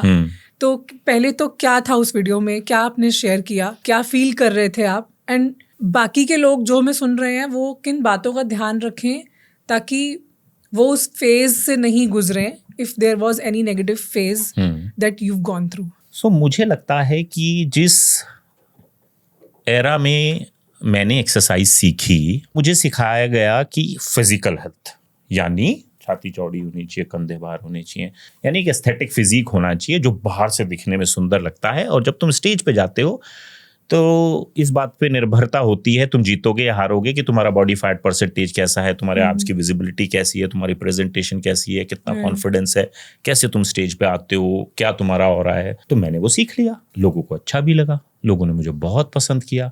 फिर मुझे over the period of time समझाया गया क्योंकि तुम इतना ज़्यादा डाइट करते हो और ओवर यूसेज ऑफ बॉडी कर रहे हो तो मेडिकल हेल्थ का ध्यान रखना, यानी तुम्हारे लंग्स, तुम्हारी किडनी, तुम्हारा हृदय सही से काम कर रहा है तो उसके लिए जनरल ब्लड टेस्ट हो जाते हैं। तो फिर 6 महीने में एक बार ब्लड टेस्ट करा लिया, पैरामीटर्स देख लिए, हाँ ठीक है सब कुछ। बट एक चीज मिस हो गई, क्या? किसी ने ये बताया ही नहीं कि यहाँ पे भी प्रेशर पड़ता है, इसका भी कुछ एक पैरामीटर होना चाहिए जो तुम हर 6 महीने में जाओ और इसको चेक करो क्या ये सही से काम कर रहा है। तुम्हें लग रहा है कि ये सही से काम कर रहा है, बट ऐसा हो सकता है कि ये सही से काम ना कर रहा हो। अब क्योंकि मैंने तो एक्सरसाइज करना सीखा हमेशा, वही आगे जनरेशन को सिखा दिया। फिर मैंने जनरेशन को दिखा दिया कि थोड़ा मेडिकली भी अपना ध्यान रखा करो, क्योंकि मुझे वो पता था। बट क्योंकि मैं आज बहुत सारे लोगों को ट्रेन कर रहा हूं, ठीक है, जिसमें से 90% लोग वो हैं जो ऑफिस जाते हैं, जो सिर्फ फिटनेस के लिए कर रहे हैं, और 10% एथलीट भी हैं। ये आते हैं और ये मेरे सामने बैठते हैं और ये बताते हैं भैया कुछ ना अच्छा सा नहीं लग रहा, ऑफिस जा रहा हूं, फिजिक ठीक है, आपने बोला था ब्लड टेस्ट कराने, उसमें सब कुछ ठीक है, बट भैया अच्छा सा नहीं लगता। और वो बहुत तेज तेज रोने लगता है, और क्योंकि रूम में वो और मैं ही होते हैं और 99% ये मेल्स होते हैं, तो मुझे लगा ये इतना क्यों रो रहा है। तो मैंने कहा तू लास्ट टाइम कब रोया था? कह रहा भैया अलाउड ही नहीं है, मैंने कहा क्यों? कह रहा मम्मी के सामने रो नहीं सकता, पापा के सामने एक इमेज है, घर में अगर रोऊंगा तो कमजोर दिखूंगा, यार दोस्तों के सामने रोऊंगा तो वो भी शायद ये ना कह दें कि अरे अरे कोई बात नहीं, आज तेरे को अच्छा नहीं लग रहा, कल अच्छा लगेगा, चल ठीक है खड़ा हो, यही कहेंगे ना। अच्छा लगना इज यहाँ पे मैं थोड़ा ऊपर आ चुका हूं और ये मैं आपको बता रहा हूं। मैं उसकी काउंसलिंग कर देता हूं जितना मुझे आता है। फिर एक अगले दिन 22 साल का लड़का आता है, अच्छा दिख रहा है, सब कुछ आता है, वो भी रोता है। ऐसे मेरे पिछले 1.25 साल में इतने इंसिडेंट हो गए कि ये होने के बाद मैं ऐसे हो जाता हूं, यार ये क्या हो रहा है। फिर मैंने थोड़ा पढ़ा, थोड़ा जाना, थोड़ा देखा, थोड़ा सुना, और मुझे लगा कि इनकी मेंटल फिटनेस दे आर, मतलब ये मेंटली फिट नहीं है। तो मैंने कहा हाँ, इसके लिए क्या करना पड़ेगा, क्योंकि मुझे तो आता ही नहीं है। और गुंजन, इस माइक पे मैं ये कह रहा हूं क्योंकि मैं इस कॉम्पिटिटिव कैरियर में इतना बिजी था कि मैंने भी ये ध्यान नहीं दिया कि ये जो 100 लोग आए थे ना तेरे पास, अब एक काम करते हैं, तू खुद से बात कर। फिर मैंने खुद से बात करी, मैंने कहा 101 बात तो मैं हूं, अच्छा नहीं लग रहा यार, बट मैं तो इनका माचो मैन हूं, अब माचो मैन कैसे रो सकता है। मैंने कहा कोई बात नहीं, गूगल पे जाते हैं, माचो मैन की डेफिनेशन पढ़ते हैं। मैंने माचो मैन की जो डेफिनेशन पढ़ी, मेरे को बहुत दुख हुआ। मतलब जितना मुझे समझ में आया कि उनमें बहुत ज्यादा इमोशंस नहीं होते, ये फिजिकली अच्छे दिखते हैं और दुनिया को उस तरीके से प्रभावित करने की कोशिश करते हैं जो कहीं ना कहीं ये कह दो कि दूसरे को दबाने वाला। मेरे को ऐसा माचो मैन बिल्कुल नहीं बनना। मे बी मैंने गलत समझ लिया, बट मुझे था कि मेरे को सर ने जो माचो मैन की डेफिनेशन पढ़ाई है वो तो अलग होती है, ये तो हृदय से बहुत सॉफ्ट होते हैं, ये महिलाओं के प्रति किस तरीका का व्यवहार करते हैं उससे झलकता है माचो मैन क्या होता है। उसके नीचे एक लाइन ड्रॉ करी कि क्या अपने ये राइट लेफ्ट में सोसाइटी में उस तरह का कंट्रीब्यूशन करते हैं जो पॉजिटिव होता है। मेरे को ये माचो मैन की डेफिनेशन है। मुझे 3 महीने लगे ये डिसाइड करने में कि क्या मुझे ये वीडियो बनानी चाहिए, इससे क्या होगा, क्योंकि सोचो ना कितने सालों से काम कर रहा हूं फिटनेस में, बट अगर अभी मुझे फिटनेस का एक नया रूप पता चला कि physical fitness, medical fitness, but what about mental fitness भाई, ठीक है। तो यानी अगर कोई अच्छा फिजिक वाला है उसका मतलब नहीं है कि वो फिट है, अगर किसी के ब्लड टेस्ट बिल्कुल ठीक है उसका भी मतलब ये नहीं है कि वो फिट है, और सिर्फ कोई मानसिक रूप से मजबूत है उसका भी मतलब नहीं है। ओहो, ये तो ट्रायंगल था, हमने तो नीचे की लाइन ही मिस कर दी। सो ये बन गया physical fitness, medical fitness and mental fitness. और क्योंकि आज के दौर में, आप मेरी बात लिख के ले लो, 2 साल और होने दो या 2030 आने दो, कितनी पॉपुलेशन उसमें मेल होंगे, फीमेल्स भी होंगे, सबसे ज्यादा प्रभावित होंगे मेंटल हेल्थ का ठीक ना होना, ठीक है। अब मैंने वो वीडियो बना दी। अब क्योंकि एक अच्छी फिजिक वाला वर्ल्ड चैंपियन जिसने सब कुछ हासिल कर लिया है, जो सब इतने लोगों का रोल मॉडल है, जिसको लोग ट्रेनिंग के लिए फॉलो करते हैं, ओह ये भैया को क्या हो गया। अरे भैया को कुछ नहीं हुआ, भैया तुम्हें ये समझाना चाहते थे मेरा फिटनेस एक्सपर्ट कहने का कर्तव्य तब पूरा होता है जब मैं उन 100 को बोलूं मैं तुम्हारे साथ खड़ा हूं। तुम नहीं बोल पा रहे हो ना अपनी मम्मी को, पापा को, सिस्टर को, वाइफ को, नहीं बोल पा रहे हो ना कि दर्द हो रहा है, मर्द हूं दर्द हो रहा है, तो मैं बोलता हूं। और जब मैंने स्क्रीन के सामने बोल दिया तो 90% ऑफ समझदार जो जनता थी, जो लोग थे, जो मुझे मानते हैं, उन्होंने बहुत पॉजिटिव लिया। उस वीडियो के जब कमेंट बॉक्स में आप जाओगे, आप देखोगे कि सबने बोला भैया ये तो हमारी कहानी है। मैंने कहा बट नहीं, ये तो मैं अपनी बात कह रहा हूं, ये तुम नहीं। उन्होंने बोला भैया ये सब तो हमारे साथ भी तो हो रहा है, बट हम रो नहीं पा रहे हैं। मैं उनसे हाथ जोड़ के आग्रह करना चाहता हूं कि next time please please please अपनी मेंटल हेल्थ का ध्यान रखना फिजिकल और मेडिकल के साथ। अब क्योंकि मैं मेंटल हेल्थ एक्सपर्ट नहीं हूं, मैं लोगों को ये कहना चाहता हूं जिस तरीके से तुम्हें खांसी, जुकाम, बुखार हो जाता है और तुम एक डॉक्टर के पास जाते हो बिना इस हिचकिचाहट के लोग क्या कहेंगे। तो तुम जब मेंटली अच्छा फील नहीं कर रहे तो तुम्हें किसी एक्सपर्ट की एडवाइस ले लेनी चाहिए। बट द प्रॉब्लम इज कि मेंटल हेल्थ में मेंटल आता है तो वो मर्द को ये कह दिया जाता है पागल हो गया है। ऐसा नहीं होता, ठीक है ना।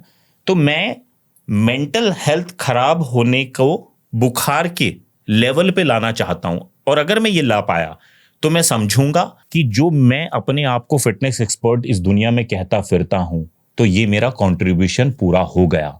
बट आप मानो बहुत सारे लोग आज भी हमारे घरों में वहां पे मेंटल हेल्थ को कुछ मानते ही नहीं है।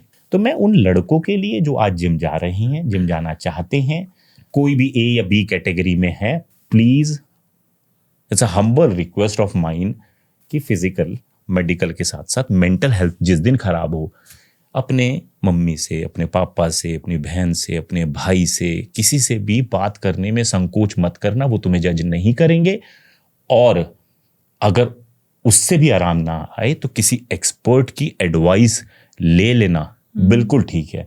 But Gunjan, the problem is कि जितने भी लोग समाज में कुछ परिवर्तन लाना चाहते हैं और समाज के कुछ लोग या कुछ व्यक्ति उस परिवर्तन को एक्सेप्ट नहीं करना चाहते, तो वो परिवर्तन लाने वाले व्यक्ति की टांग खिंचाई जरूर करेंगे। मोर देन वेलकम करो, बट ये मैं अकेला नहीं कर पाऊंगा। मुझे आपके जैसे फिटनेस एक्सपर्ट्स की, बहुत सारे ऐसे लोगों की जो फिटनेस से जुड़े हुए हैं, जो इस इंडस्ट्री में अच्छा काम कर रहे हैं, मैं उनको भी बोलना चाहूंगा कि आप भी जब किसी को फिजिकली ट्रेन कर रहे हो तो उसको मेंटली भी ट्रेन कर दो। बट मैं हर मर्द को कहना चाहता हूं कि तुम्हें अपना दुख बोलने का, रोने का अधिकार है। कोई तुम्हें जज नहीं करेगा, और जिसको जज करना है करे, बट तुम अपने मन के भाव तो निकालो। तो बस उससे रिलेटेड ये वीडियो थी, और उस वीडियो के बाद this is the first conversation जो मैं कर पा रहा हूं और करना चाहता हूं। आपकी इस वीडियो के बाद मैंने कुछ 2-4 वीडियोस देखी, शायद वही लोग जो अपॉर्चुनिटी मैक्सिंग करना जानते हैं या चाहते हैं, and they had a point of view कि ज़्यादा स्टेरॉइड्स लेने की वजह से ये सब होता है। अगर वो ये कह रहे हैं तो आई डोंट नो किस थॉट से कह रहे हैं या क्यों कह रहे हैं, but is there anything that you want to say on this? पहली बार मेरी लाइफ में इंटरनेट पे मेरे आलोचक बने हैं। पहली बार मेरे बारे में किसी ने गलत बोला। अच्छा तो नहीं लगा, बट क्योंकि ये मुहिम बहुत बड़ी है, बहुत सारे ऐसे लोग आएंगे जो इसमें कुछ कुछ अपने पॉइंट्स निकालेंगे, बट मैं सबको थैंक यू बोलना चाहता हूं, क्योंकि उन्होंने जो भी कंटेंट डेवलप किया मेरी कन्वर्सेशन पे, वो उनका माइंडसेट है, उनका एक कहना है। बट मैं ये कहना चाहता हूं कि अगर आप उस वीडियो को एक खिलाड़ी के एस्पेक्ट से देख रहे हो तो यू आर रॉन्ग। जब मैंने बोला कि जो 100 लोग मेरे सामने आके रोए थे, उसमें से 90% वो लोग थे जो जिनकी एक फैमिली है, जिनका कोई छोटा बिजनेस है, जिनका बहुत बड़ा बिजनेस है, कोई सीईओ है कंपनी का, कोई कुछ है, वो तो एथलीट नहीं है। बट द प्रॉब्लम इज, क्योंकि वो एक खिलाड़ी ने बोला है तो ये जाहिर हो जाता है कि ये खिलाड़ी की प्रॉब्लम है। ये खिलाड़ी की प्रॉब्लम नहीं है। और मेरी बात अगर आज समझ में नहीं आ रही, जिस खेल को मैं खेलते खेलते आज यहां पहुंच चुका हूं, मैं ये कहना चाहता हूं वो खेल को मैं बहुत अच्छे से जानता हूं और अपने खेल का पक्का खिलाड़ी हूं, ठीक है। तो मुझे उसके फायदे, नुकसान, कितना करना है, कब छोड़ना है, तो उसके इफेक्ट, उसके साइड इफेक्ट, उसके कुछ भी मुझे प्लीज कोई ना समझाए तो बेहतर है। बट क्योंकि मैं 90% जनता को, 90% सोसाइटी में रह रहे लोग जो ए कैटेगरी से बिलोंग नहीं करते हैं, उनको वो मैसेज था कि मानसिक रूप से थोड़ा हमें जब मैं बोल रहा हूं तो मैं अपने आप को भी कह रहा हूं स्ट्रांग बनने की जरूरत है। बट गुंजन, मैं ये कह देना चाहता हूं, मैं जो भी कन्वर्सेशन करता हूं इंक्लूडिंग टुडे, मैं दिल से करता हूं। लेट्स से वो वीडियो अगर मैं नहीं भी बनाता तो मुझे पता है उससे ओवरकम कैसे करना था। बट जब मैं कोई एक वर्कआउट की, बाइसेप्स ट्राइसेप्स की वीडियो बनाता हूं कि एक अच्छा कैसे आप आर्म्स को डेवलप कर सकते हो, और वेजिटेरियन अगर मसल बिल्डिंग पे है तो 12 हफ्ते उसका डाइट कैसा सा होना चाहिए ये बताता हूं, तो क्या मुझे ये बताने का अधिकार नहीं है कि अगर मैं आज मेंटली रूप से ठीक महसूस नहीं कर रहा और मुझे उसके तरीके नहीं आते हो ओवरकम कैसे करना है, तो तुम में से कोई ऐसा है जो ऐसा सा महसूस कर रहा है कि तो हमें आज तरीके नहीं पता, विल फिगर आउट तरीके। और मैं खुद बता रहा हूं, मैं 6 महीने इस पे काम करके फिर वीडियोस बनाऊंगा जो होंगी स्पेशली मेंटल हेल्थ। तो इतना सा कहानी थी, बट ठीक है। मुझे तो लगता है बहुत ज़्यादा करेज चाहिए अपना ये वाला साइड बाहर दिखाने के लिए, क्योंकि अपने सारी खूबियाँ, अच्छाइयाँ, अचीवमेंट्स, ये सब चीज़ें तो सब दिखाते हैं और बहुत प्राइड के साथ दिखाते हैं, बट क्या मिसिंग है, फेलियर्स कहाँ लैक कर रहे हैं, इनसिक्योरिटीज़, इतना ज़्यादा वल्नरेबल होना, इसके लिए बहुत गट्स चाहिए। तो ये आसान नहीं है। मुझे लगता है the strength is in display of your vulnerabilities, इसी में स्ट्रेंथ है। वही असली मैचो मैन या विमेन है जो अपनी इनसिक्योरिटीज को भी शेयर कर सके खुल के। बट मुझे तो कुछ हंसी भी आई थी। मैं उसके बाद चलो 1 हफ्ता तो मैंने कुछ नहीं किया, वो थोड़ा सा मेरे को भी लग रहा था, बट मैं जब जिम जाऊं अब लोग मेरे को ऐसे क्यों देख रहे हो तुम भैया, आप रोते नहीं, अच्छा नहीं लगा, मतलब दिल बहुत भारी हो गया। अरे it's okay, it's absolutely okay. तुम मेरे लिए अच्छा सोच रहे हो तो इसीलिए तुमने ऐसा कहा मुझे कि भैया शायद नहीं बनाते भैया, यार आप तुम्हारे रोल मॉडल हो। बट मैं उनको कहना चाहता हूँ कि रोल मॉडल सिर्फ बातों से नहीं होता, रोल मॉडल एक्शन से होता है। और मैं तुम सब लोगों के साथ हूं, जितने भी लोग आज अच्छा फील नहीं कर रहे, इस पे काम कर लेंगे। Exactly. And feeling sad is just one emotion. मतलब एक इंसान के 6 इमोशंस होते हैं, जिसमें से sadness one of the emotions ही तो है।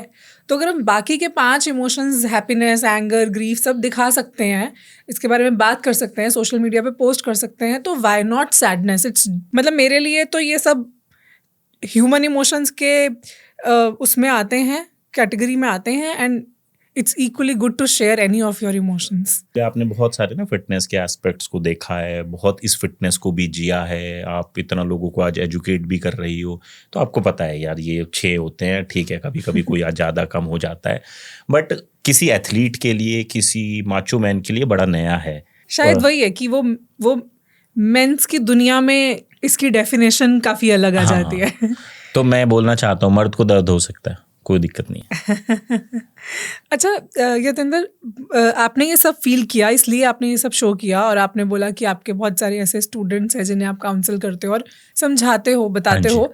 If you could restart your journey all over again, अगर आप फिर से स्क्रैच से शुरू करते, तो क्या चीज़ें इस बार आप डिफरेंटली करते कि आपकी मेंटल हेल्थ और फिजिकल हेल्थ दोनों हैंड इन हैंड चलती? तो मैंने अपने आप से बहुत ओवर प्रॉमिस्ड कर लिया हर चीज़। अच्छा, ठीक है, नंबर 1 यूट्यूब चैनल बनाना है हिंदुस्तान में, वर्ल्ड में पहली रैंकिंग पे आना है, बट किसी एथलीट का क्या बहुत बड़ा सप्लीमेंट ब्रांड होगा, हाँ हमारा होगा, तो वो बना लिया। फिर घर फैमिली तो है ही, फिर 1-2 बिजनेस और बना लिए। तो मुझे लगता है कि मैंने अपने आप को इतना ओवर प्रोमिस्ड कर दिया, किसी ने नहीं किया, not even a single person मुझे ये बोला करने के लिए, ये मैंने ही बोला, ओवर प्रोमिस्ड कर दिया।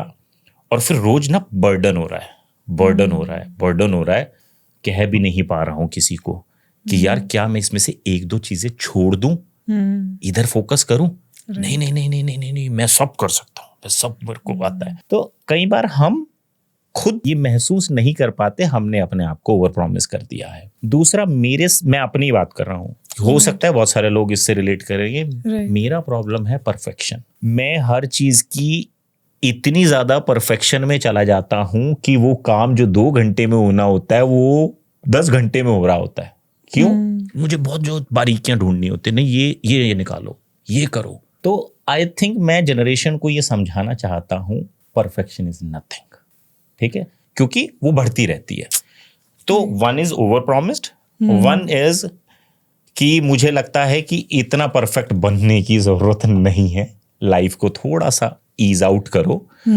और अगर तुम किसी काम को कर रहे हो, मन से कर रहे हो, वो उतना परफेक्ट नहीं भी हो पा रहा, तब भी इट्स फाइन। तीसरा, मुझे लगता है कि मैंने बॉडी बिल्डिंग से, इस स्पोर्ट्स से दिल बहुत ज्यादा लगा दिया, और जब मुझे उससे अपने दिल को निकाल के बाकी को देना पड़ा तो मैं दे तो पाया, बट वो एक खालीपन रह गया। तो मुझे बस फिगर आउट कर लेना था कि इस खालीपन को मैं कैसे भरूं। फिर अगर मैं अपने बचपन में जाऊं, मेरे को बहुत क्लियरली ये इंसिडेंट याद है। कहीं 8, 10, 12 लोग बैठे हैं, एक बात चल रही है जिस बात में मैं बहुत अच्छा मैसेज दे सकता हूं, कैपेबल हूं, बट वहां मुझे बोलने नहीं दिया गया। तो मेरे अंदर कहीं ना कहीं वो इनसिक्योरिटी, इन्फीरिटी कॉम्प्लेक्स रह गया, जो मुझे ये लगा कि जब मैं वर्ल्ड चैंपियन बन जाऊंगा तो मैं इससे ओवरकम कर लूंगा। उसके बीच में बहुत सारा स्ट्रगल था, बहुत सारा हार्ड वर्क था, बहुत सारा सेक्रीफाइस था, बहुत सारी छोटी छोटी तपस्याएं थी। बट मुझे लगता है कि जब मैं ये सब कर भी रहा था, मुझे थोड़ा थोड़ा एंजॉय भी करना था। जैसे 2 दिन घूमने चला जाता, रिलैक्स।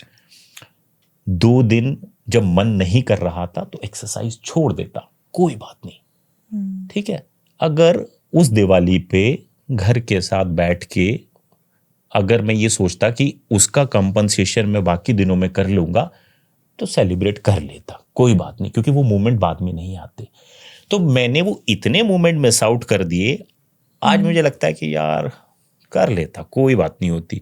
और मुझे ये समझ लेना था कि जो भी मेरे मन में ये इन्फिनिटी कॉम्प्लेक्सेस हैं, ये किसी के दिए हुए नहीं है, ये मेरे खुद के मन के बनाए हुए हैं। अब मन को कैसे सही करना है, तो उसके तरीके मुझे आज नहीं फिगर आउट करने थे। मुझे 20 साल पहले, जब मुझे लग रहा था मेरा कॉम्प्लेक्शन डार्क है और मैं बाथरूम में खड़ा होकर एक क्रीम की पूरी डब्बी निकाल के मल रहा था और गोरा होने की कोशिश कर रहा था, तब मुझे ये समझ लेना था कि ये बात मैं किसी को बोल दूं, क्या इससे कुछ प्रॉब्लम होती है? वो बोलते नहीं होती। फिर ये समझ लेना था कि जब यूनिवर्स से इतना कुछ मांगा था तो एक ये भी मांग लेता कि कोई एक सपना बहुत ज्यादा पूरा ना हो से 80% पूरा हो जाए, बट क्या मैं 20% अपने लोगों के साथ, अपने अराउंड के साथ खेल लूं, घुल मिल लूं, बात कर लूं। तो ये छोटी छोटी चीजें हैं जो मैं शायद कर लेता तो ये वीडियो तक आने की नौबत ना पड़ती। सो द क्रक्स इज थोड़ा अपने ऊपर लीनियंसी रखना, हाँ जी, लिटिल बिट एटलीस्ट, और थोड़ा बैलेंस बना के चलना। इतना ही करना है बस। बहुत ज़्यादा खुद के साथ स्ट्रिक्ट, खुद को बहुत ज़्यादा हर वक्त सेल्फ जजमेंट्स नहीं करना। I think that's the conclusion. और जो एक आपने बात बोली वो बहुत इम्पॉर्टेंट थी कि हम लोग खुद अपने आप को बहुत ज़्यादा अंडर एस्टिमेट करते हैं, अपने आप को ही जज करते हैं, जिसे हम साइकोलॉजी में स्पॉटलाइट इफेक्ट कहते हैं। हमें ऐसा लगता है कि सब हमें ही देख रहे हैं, हमें ही जज कर रहे हैं, हमारे बारे में ही सोच रहे हैं कि मैं कैसा। और द रियलिटीज़ किसी को कोई फ़र्क नहीं पड़ता। हर कोई अपनी लाइफ में इतना ज़्यादा बिजी है कि किसी के पास टाइम नहीं है आपको देखने का कि आप कैसे दिखते हो, आप ऐसे हो, आप वैसे हो। शायद वो इट्स जस्ट 1% और आप उसको 99% बना रहे हो। बट एक सवाल, क्योंकि आप बहुत कंटेंट बनाते हो, मुझे डाउट है इस बात पे, क्या मैं आपसे कर लूं? हाँ बिल्कुल। बहुत ज्यादा कंटेंट बनाने की वजह से ये प्रेशर तो नहीं आता? क्योंकि मुझे स्पोर्ट्स खेलते हुए तो कभी ये प्रेशर नहीं फील हुआ, क्योंकि मैंने ये महसूस किया, मैं कोई तो वीडियो बना रहा था और मैंने जब वो वीडियो बना के मैं घर आया, it take I think 12-13 hours उस वीडियो को बनाने। और ये वीडियो थी हम दारा सिंह जी के बारे में। जब मैंने लिखा दारा सिंह जी के बारे में मैंने इतनी वीडियोस देख ली इंटरनेट पे, इतना पढ़ लिया उनके बारे में, मैंने 24 पेज तैयार कर लिए और उसमें वो बातें मैंने दारा सिंह जी के बारे में सुनी और लिखी जो बहुत सारे लोगों ने डिजिटल प्लेटफॉर्म पे नहीं की थी। बट उसके बाद मुझे बहुत प्रेशर आ गया और मुझे लगा कि मुझे कैमरे को फेस नहीं करना। और मैंने सच में जो हमारे शूट्स करते हैं उनको बोला, मैं ना आई रिक्वेस्ट यू कि मुझे कंटेंट क्रिएशन से ब्रेक चाहिए। तो ये मैं उसी से पूछ सकता हूँ, सामने अगर कोई ऐसा कंटेंट क्रिएटर हो जिसने काफी कंटेंट बनाया हो, मैं सही कह रहा हूँ या मैं गलत कह रहा हूँ? ये स्टेज सिर्फ तभी आती है जब हम प्रोसेस को एंजॉय करना बंद कर देते हैं। अगर आप उसको एंजॉय नहीं कर रहे, आप सिर्फ उसको इसलिए कर रहे हो क्योंकि एज अ टास्क आपको करना है, आपके दिमाग में है कि मुझे वीडियो डालनी है इसलिए वीडियो बनानी है, then it will not give you joy, it will become a pressure कि ये करना पड़ेगा। और ये क्रिएटिविटी वाला काम तो कभी भी प्रेशर के साथ हो ही नहीं सकता। उससे बेटर है ना करो, उससे बेटर है 1 महीना वीडियो मत डालो, आपकी मेंटल हेल्थ भी अच्छी रहेगी। बट अगर वो आपको जॉय दे रहा है, आपको मज़ा आ रहा है, अंदर से कॉलिंग आ रही है कि मुझे करना है, मैं इस प्रोसेस को एंजॉय करूँगा, क्योंकि मुझे पता है कंटेंट क्रिएशन का जो पूरा प्रोसेस है ना, लोगों के सामने एक फाइनल वीडियो आती है, बट जो पीछे का पूरा प्रोसेस है ना, उसमें बहुत बहुत मेहनत है। मुझे पूछो, वो बहुत रिसर्च है, एफर्ट है, वीडियो कैमरा के सामने प्रेजेंट होना और उस तरह से उसको एग्जीक्यूट करना, फिर वो एडिटिंग, पोस्ट प्रोडक्शन, फिर पूरी टीम आपके साथ अलाइंड होना, बहुत लंबा एक। सो वो पूरा प्रोसेस इंजॉयबल अगर आपको नहीं लग रहा at any point, then it's better to give it a break so that you can come back stronger.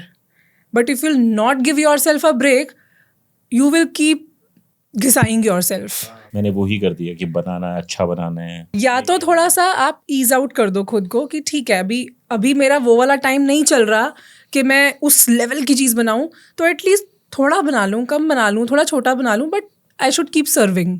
या फिर let's take a break and then I will come back with the same energy and pace. जो आपने भी basically बोला, वो balance करना और खुद को थोड़ी सी फ्रीडम भी देनी ज़रूरी है। After all we all are human beings, we are not machines कि बस रोज़ सुबह आए और चालू हो गए। पता नहीं, हमें तो ऐसे ही लगा कि हम एक मशीन है, बस चालू रखो अपने आप को और करते रहो। बट आई थिंक वहाँ मैंने गलती कर दी शायद। ठीक है, सीख रहा हूँ।